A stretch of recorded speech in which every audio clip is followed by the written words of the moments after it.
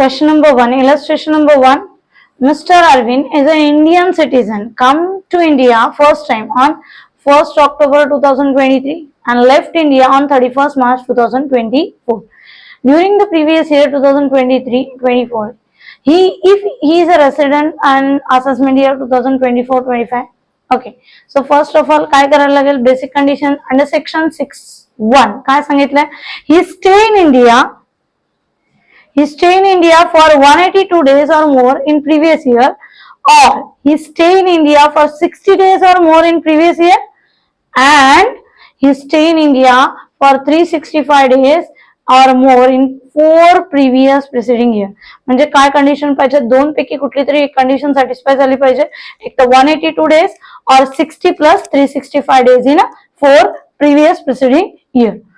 पण याच्यासाठी एक्झेम्पशन काय, 60 डेज साठी एक्झेम्पशन काय आहे, तो इंडियन ओरिजिन नसला पाहिजे. म्हणजे जर तो इंडियन ओरिजिन असेल तर 60 डेजचा क्रायटेरिया लागत नाही, 182 डेजचाच क्रायटेरिया आपल्याला बघावा लागतो.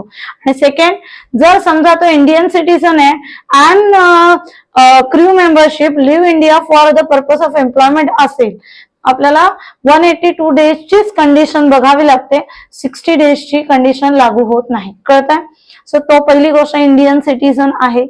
ओके, आणि तो पहिल्यांदा इंडियात आलाय, फर्स्ट टाइम इंडियात आलाय, तो इंडियन ओरिजिन नाही, इंडियन सिटीजन आहे, पण तो क्रू मेंबर आहे का, for the purpose of living purpose of employment आहे का, नाही.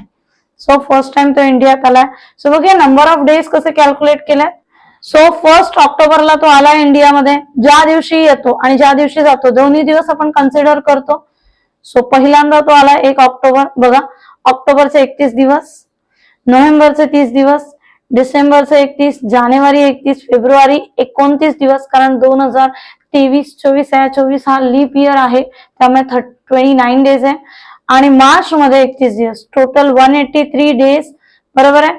सो तो 182 डेज पेक्षा इंडियामध्ये राहिला, याचा अर्थ तो कोण आहे, resident in India. So conclusion मध्ये Mr. Arvind is a resident in India because he satisfied the basic condition.